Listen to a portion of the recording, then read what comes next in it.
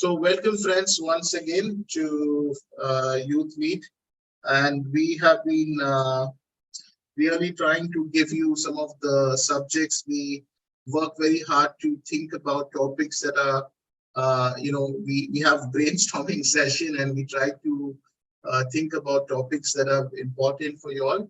And really, I want to also thank Dr. Amy, who is very actively participates in the process. She's somebody I turn to quite regularly for guidance on youth things, because Dr. Amy, even though just to even introduce her at this, even though she's a doctor, a family physician who studied medicine at CMC Ludhiana and PG at Wandis Mission Hospital, Miras.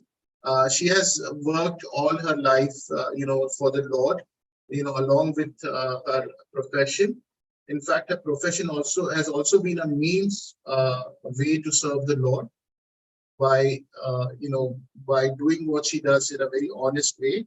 And she's also mentored Christian students wherever she's met them, even from her in a medical background. So we are very thankful to have a passionate person like Dr. Amy this evening with us to share this wonderful topic. And we really hope that you will be able to take good guidance from this. And I'm quite sure this will stay a long way with you and it will really help you. These are the precious pearls of wisdom that will be very fruitful as you hold on to it. Okay, with that, I want to invite Dr. Amy to share today's topic on success and ambition God's way. Yeah.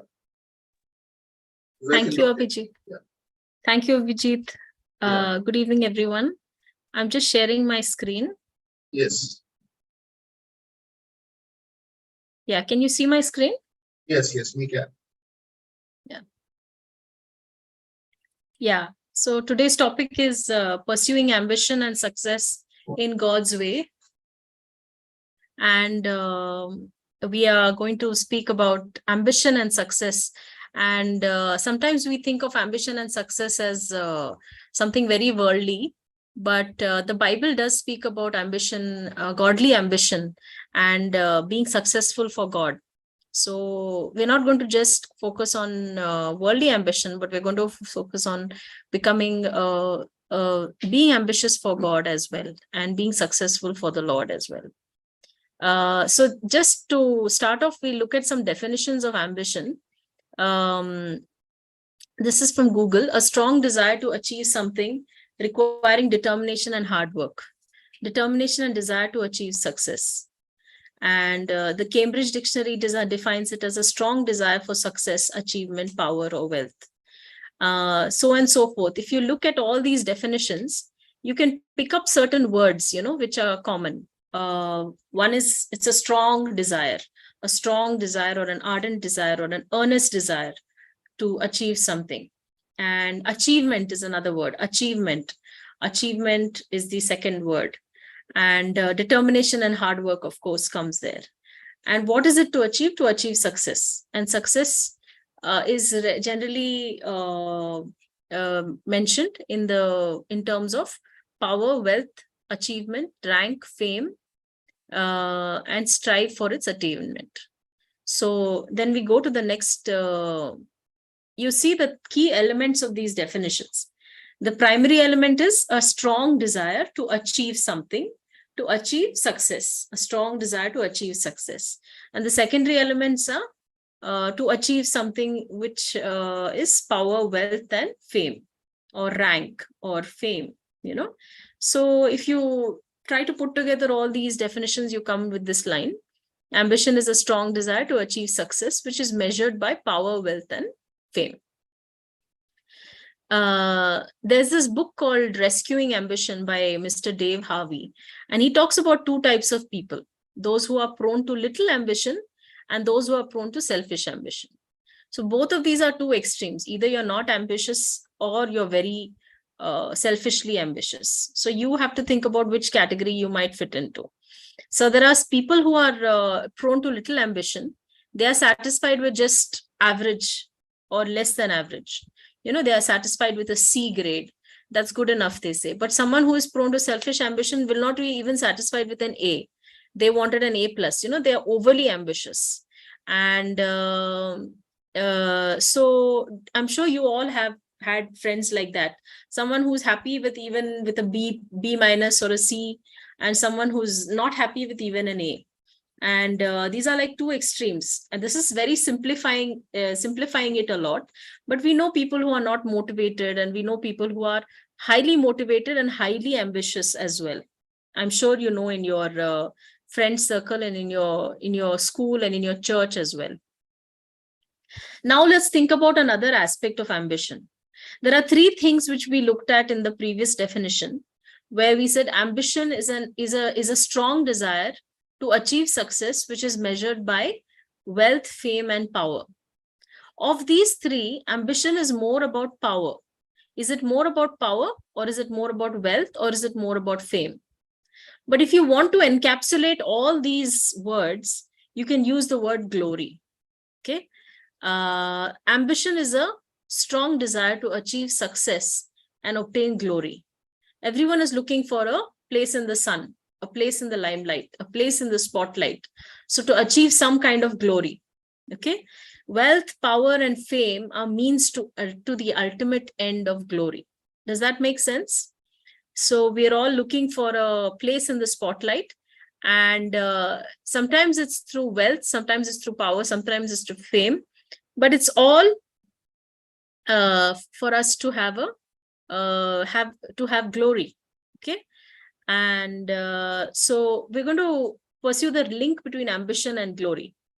So now we look at this verse, we're not going to read the verse, but I've just taken these thoughts from Romans 2, chapter 2, verses 6 to 8, where we see some observations. If you read this chapter, you can read it later on.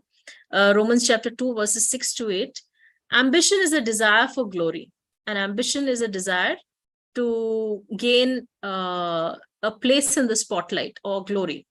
So John Piper defines glory as divine excellence or honor, the echo of the excellence in the regard of God and angels and saints. And immortality is the extension that excellence of that excellence into the future. In other words, the key word is glory. Honor is the recognition of a person's glory by others.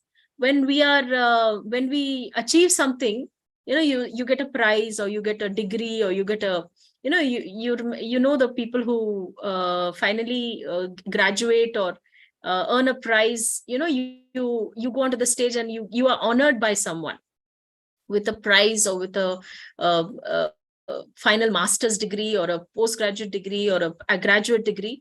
And immortality is, so that is the honor, the recognition of that person's glory by others. And immortality is glory forever. Immortality is what this verse is talking about. But the key concept is basically glory. So there are two groups of people who are being contrasted in these verses, Romans 2, verses 6 to 8. And the first group is those who are seeking glory. Okay. And he's talking about ambition because he uses the Greek word for selfish ambition in verse 8. So ambition is basically the desire for your own, for glory. Okay. And ambition is not all bad. Ambition can be good. Ambition can be bad. Ambition can be worldly. Ambition can be godly. And ambition can be a good thing. We all know that it is good to be ambitious, to think about your future, to be motivated. And actually speaking, everyone is ambitious. We're all wired for glory. Okay. We're all wired to seek glory. Okay. I'm going to come to that point next. Everyone is ambitious. We all seek glory. We all want recognition. We all want honor. Okay. Either you will seek that glory in a proper God-intended way, or you will seek it in a sinful way. So you may be one who identified earlier as having little ambition, but each one of us has some ambition. All of us have ambition. All of us want to have some kind of honor or glory. Why is it that all human beings seek glory? It is because we are made in the image of God. God is glorious, and God also created us in the image of himself. And so we all seek the same honor or glory. Animals don't have ambition. A dog or a cat isn't trying to figure out how to get on the cover of Time magazine. A dog doesn't want glory. A dog just wants love and affection. But human beings are different. We are wired for glory. What does it mean to be wired for glory? There are three ways we pursue this ambition or this glory. Okay, there are three different ways. As Dave Harvey puts it, we are wired for glory. We worship what we perceive to be glorious. We are attracted to what is glorious. We are attracted to something that is beyond ourselves or above ourselves, glorious. Okay. So Paul David Tripp, he's another writer. He says, admit it, you're a glory junkie. That means you desire glory. And that's why you like the 360-degree between the legs slam dunk. Slam dunk is when you try to put it into the hoop in basketball, or an amazing, beautiful hand-beaded formal gown, or a 7-layer triple chocolate cake. So we look for something really beautiful and we appreciate it and we find it really attractive. We find it really beautiful. And you're attracted to the hugeness of a mountain range or the multi-hued splendor of the sunset. So the reason we admire beautiful things or glorious things or incredibly beautiful, breathtakingly beautiful things like a sunset or a huge mountain range, I'm sure you've been to the mountains where you see these beautiful mountains or you see the Himalayas, and we are hardwired by God for a glory orientation. It's in the way we were created. We were created in the image of God. And so we are hardwired to seek glorious things. Not only are we attracted to glory, we worship what we perceive to be ultimately glorious. What does that mean? Whatever we think is important or whatever we perceive to be glorious or beautiful or worth achieving, we worship that. You go towards that. You're attracted towards that. Okay. So that could be your studies. It could be your career. It could be your hobby. It could be a significant other, that is a boyfriend or a girlfriend, or ultimately it could be the Lord himself. So you and I are hardwired to worship what we perceive to be glorious. And that could be anything. Okay. And so this is just a picture of a slam dunk. I'm sure a lot of you play basketball. And so I'm sure you've seen this, you wait for that moment in the game where, Michael Jordan or whoever is the latest, I don't know, I'm out of touch, Scottie Pippen or Michael Jordan, they dribble the ball up to the end of the court, and then they, that swoosh of the ball when it goes through the hoop. So, you wait for that second, you wait for Dhoni to make that ultimate six and, knock it out of the park and, get the winning run. We all admire these people, and we are hardwired to want to, they're almost like worshipped in our country. Then we want to get as close. The first thing is we are hardwired to worship what is glorious. The second thing is we want to get as close to the glory as possible. So our infatuation with greatness doesn't allow us to simply admire it from far away.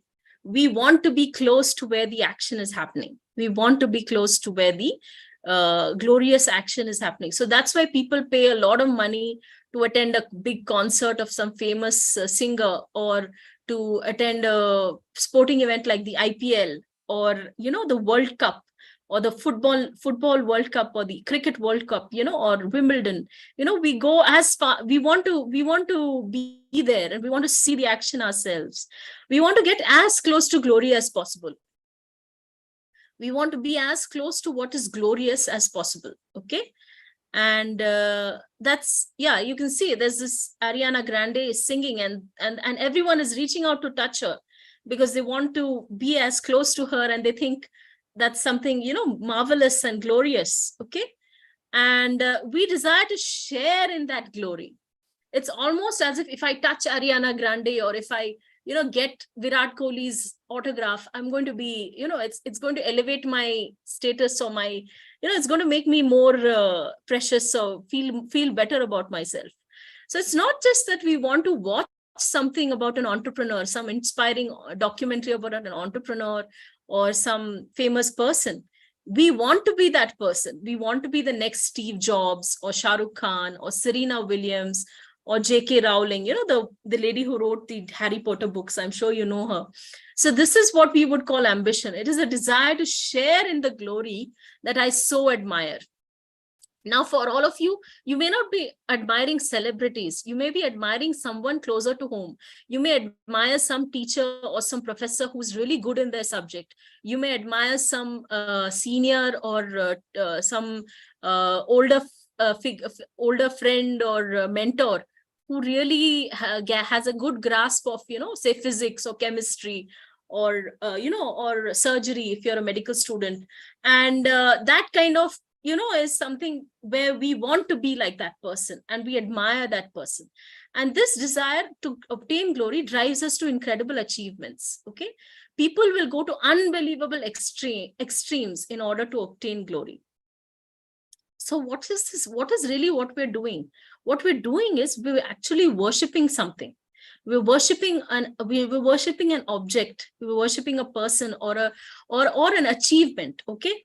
Whatever awes and inspires you, you become what you worship. Okay.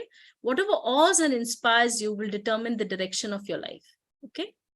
So who do you admire? I've just put in a few slides, which some of you may recognize these people. A lot of my classmates admire Elon Musk. My school classmates, they admire Elon Musk because he's such a powerful person. He's such a rich man. He's such a powerful entrepreneur, and he's heading the Tesla company. He's the head of Twitter. He's got so many companies, and he's a very admirable person. Our country really worships cricketers. So, lots of people worship Virat Kohli or Dhoni, or when we were young, I remember Sushmita became the Miss Universe, and lots of girls wanted to be like her, wanted to emulate her. And I'm sure many girls want to sing like Taylor Swift, and play football like Messi, or write books like J.K. Rowling. Or this is some of my friends in the medical colleges like BTS, so lots of K-pop and things like that. But what is it? Are we just, is it just innocent fan? Is it just fans? Is it just that we are innocent fans? Sometimes it can become an extreme. Okay. So what is this? What is Romans 1:23 telling us? This verse is telling us about exchanging glory of the immortal God for images resembling mortal man and birds and animals and creeping things. So he's talking about, Paul is saying that sometimes what we do is we exchange the glory of God, what is really beautiful, for God's creation. Okay, so you become captivated not by God, but by the things of the world and what God has created. Okay, does that sound like anyone you know? I'm sure you've heard of, I'm sure you have friends who are captivated by a new phone, an iPhone, or captivated by some kind of technology, some kind of video game, some kind of technology, or their career. They're obsessed with their career, building a career, or accolades from the academic community. They want recognition from their peers. As a medical student, you want recognition from your teachers, you want recognition from your seniors, you want recognition from your classmates, or you want or maybe younger students are more into this comic books, or some celebrity, or some makeup, or sometimes it becomes a person, it sometimes becomes a boyfriend or a girlfriend. Sometimes it can be politics, or a politician, or just a famous athlete. So there's so many different things. But are we as excited about these things as we are about God? So are we exchanging glory of God for the creation, for God's creation? So that's a question we need to ask ourselves. Okay. And so then we have to think about godly ambition and selfish ambition. Okay. So the Bible talks about godly ambition, which is radically God-centered, and selfish ambition, which is radically self-centered. Godly ambition ends with reflecting God's glory, whereas selfish ambition leads with us rivaling God's glory. Now, where can you think of that example where someone wanted to steal God's glory? That was the first example, was Satan himself. What did he say? I will be like the Most High. And it was not God-centered, it was radically self-centered. He set himself up as a rival to God and sought glory apart from himself, and he tempted Eve the same way. What did he say to Eve? You will, the day you eat of this the tree in the garden, you will become like God, knowing good and evil. And that was something that Eve fell for. Eve, so selfish ambition is pursuing your own glory as detached from the glory of God. Okay. And some of the symptoms of selfish ambition is comparing with other people. I mean, I'm sure you've been in that, what we call the rat race, where we're always comparing with our friends. That person has this, branded shoes. I want the same thing. Or that person has, wants to do this particular course, and I want to do the same thing. I want to get more marks than that person. You're comparing yourself with other people. Craving the approval of men, always wanting recognition from friends or recognition from someone. Sinful perfectionism. Sometimes we want to be perfect at what we do. There's nothing wrong with wanting to be excellent, but perfectionism is something where we are focusing on our own being more perfect in what we do, rather than bringing honor and glory to God. Then self-seeking. Selfish ambition is self-seeking. You're only self-centered. You're thinking about yourself. You're not thinking about serving other people. You're thinking about serving yourself. How can I get a better house? How can I get a better car? How can I get a better, experience? Okay. And pride is the center of it all. Pride is the central sin of it all. When we think we deserve the glory, not God, that's when it happens. Then these are some examples about building monuments to yourself instead of monuments to God, where our achievements become monuments to ourselves rather than monuments to God. These references, of course, are talking about Samson and Nebuchadnezzar, Judges and Daniel, but point number 6, that is building monuments to yourself. It's talking about Samson and Nebuchadnezzar, these references. But we also can build monuments to ourselves, where we want to get all the glory for ourselves. I did it my way. I did it myself. I earned this. I earned this position, And then, of course, the lack of love. When we are selfishly ambitious, we don't love others as much as when we are seeking godly ambition. So when we are God-centered, we are seeking to serve other people. Whereas when we are serving ourselves, we don't love others with the same with the same passion and with the same desire to love others and do for others. Okay. So these are some of the symptoms of selfish ambition. So why should we forsake selfish ambition? Why should we do that? Because selfish ambition will shrink us. What happened to Adam and Eve in the Garden of Eden? God had such a grand plan for them to rule the entire creation and to, rule the earth, subdue the earth, and take care of the animals, take care of creation. And what they did was they ruined that entire plan and they became small. God had to cast them out of the garden and they lost all the blessings that God had for them. So when we try to make something of ourselves, we're really shrinking ourselves. Instead of living for something bigger and above ourselves, we are shrinking ourselves to live only for me, myself, and my glory. And the second reason is selfish ambition is a miserable dead-end street. What does that mean? There's nothing really that you're going to get out of being selfishly ambitious except being miserable. Now, this is a story about, I'm sure you've read this story, Haman and Mordecai. So Mordecai was someone who was serving in the king's court in the book of Esther. He was Esther's cousin, and Haman was an official he was one of the most powerful men in the world. And what does he want? He wants everyone to bow to him. He wants everyone to bow to him. And what happens is, because Mordecai is a Jew and worships Jehovah, he refuses to bow down. You can see in this picture, everyone else is bowing down to Haman. Haman is the man standing here with the umbrella on top of his head. And Mordecai is refusing to bow to him because he does not want to bow down to a man.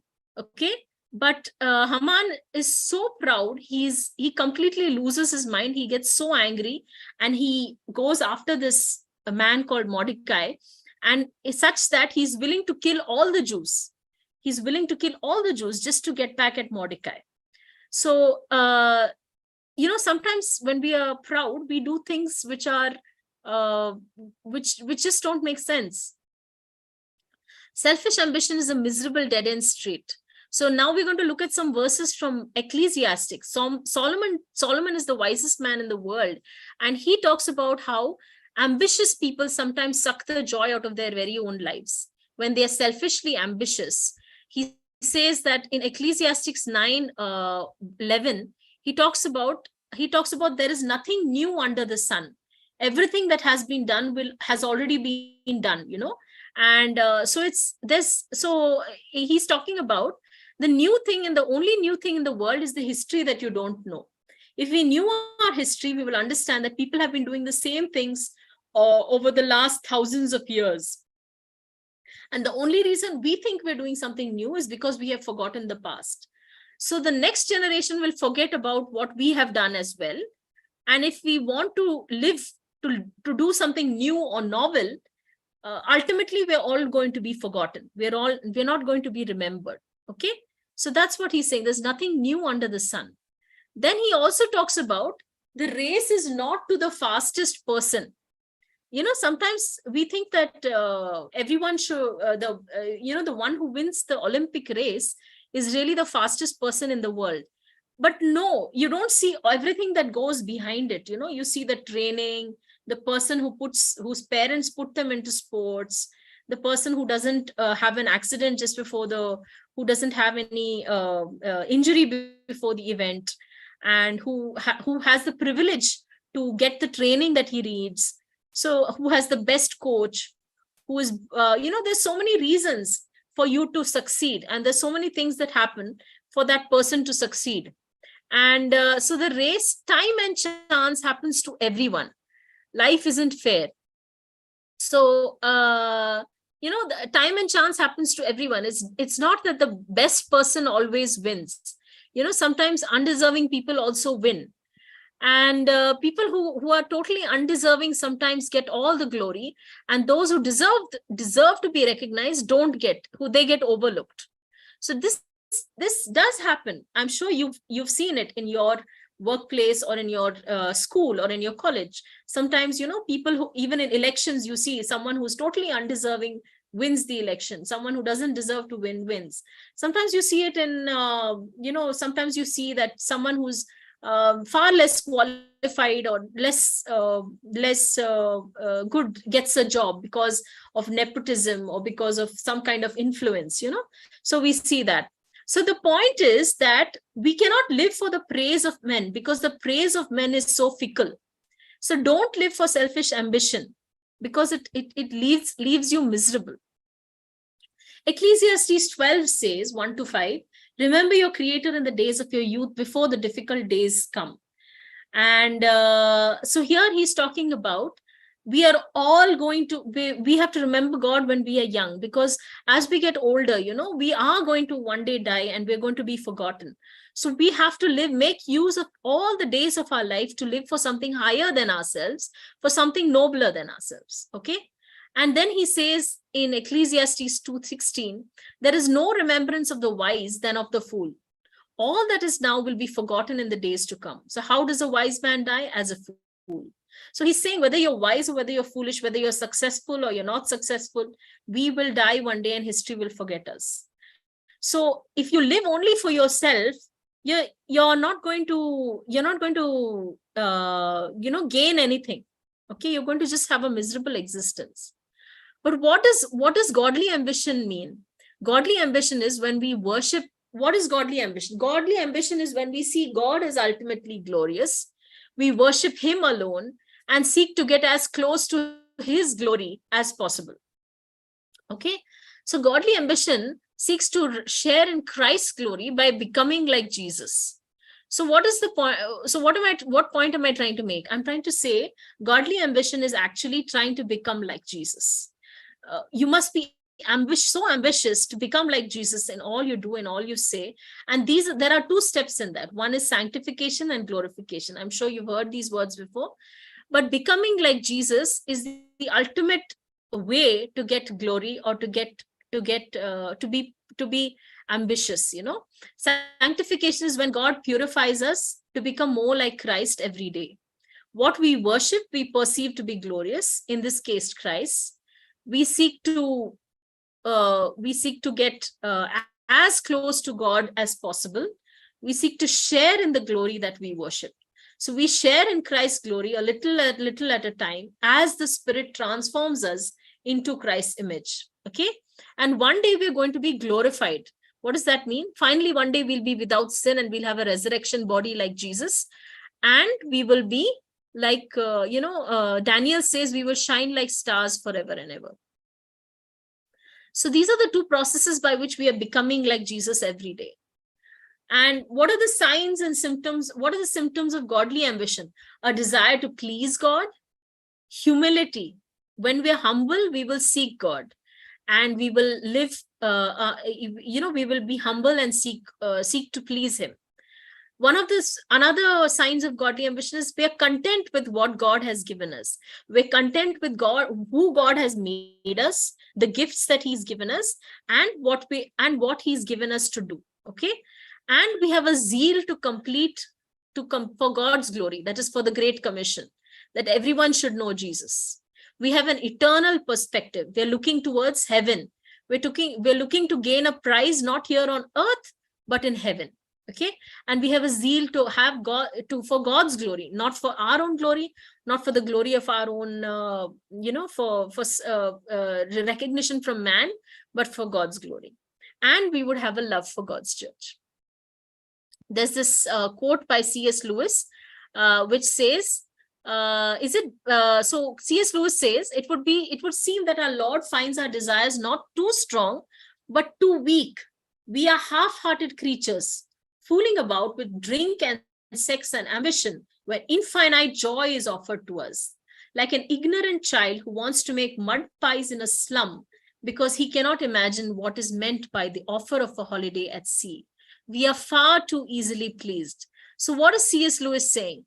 He's saying that when we look just for recognition from people and glory on the earth, our ambitions are too small, and it's too low. Our desires are too weak.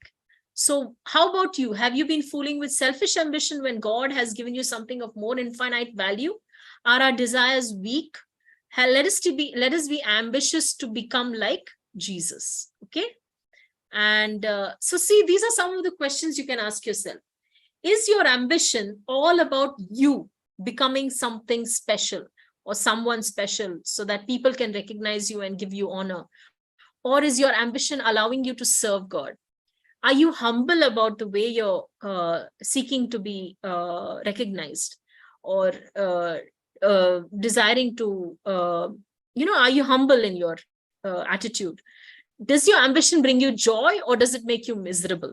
If it's making you miserable, it's more likely that you're just selfishly being ambitious. And what is the motivation behind your ambition? Do you want recognition from God, or do you want recognition just from people? Or what is your motivation? And I think this is something that, and this is a song I'm sure you've all heard by Matt Redman, which is talking about the heart of worship. So really our lives, it's all about worship. Who we worship is what we become. Okay. And the heart of worship is really all about you. It's all about Jesus. And he says, I'm sorry, Lord, for what I've made it, when it's all about you. So God really wants us to come back to the heart of who we are and who he's created us to be, wired for glory, wired for worship, and wired to worship God. This is something that John Lennon, the famous singer, He's one of the Beatles. He's one of the founding members of the Beatles. So what did he say? He said, Christianity will go. It will vanish and shrink. I needn't argue about that. I'm right and I will be proved right. We are more popular than Jesus right now. I don't know which will go first, rock and roll or Christianity. Jesus was all right, but his disciples were thick and ordinary. It's them twisting it that ruins it for me. So what's he saying? He's saying that he's talking about the Beatles. He's saying the Beatles are more popular than Jesus. So he's really saying that, Jesus is not as, it's a very prideful statement. He's saying that he and his band are greater than Jesus Christ. Okay. And I just wanted to say that we're never going to be as big as Jesus. And that's something that we should never, ever want to be. We should never want to compete with the Lord for our glory. Now, this is a beautiful movie from a beautiful movie called The Chariots of Fire. And it's the true story of Eric Liddell, who competed in the 1924 Summer Olympics in Paris. And he was someone who loved to run. He just loved to run. And what was his ambition? What did he tell his sister? He told his sister, I believe God made me for a purpose, but he also made me fast. And when I run, I feel his pleasure. So really, he was enjoying running for God. He was running the Olympics, but he was running for God. And there's this incident where he was supposed to run the 100 meters dash. That was his event.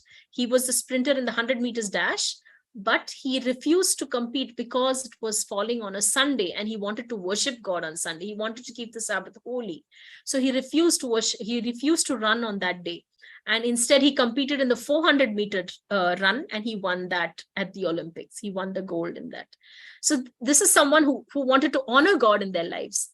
Their ambition was to honor the Lord, And he's also talking about how God made him for a purpose. So he's living purposefully. And God is giving God the glory. He's saying, God made me fast. And when I run, I feel the pleasure of God.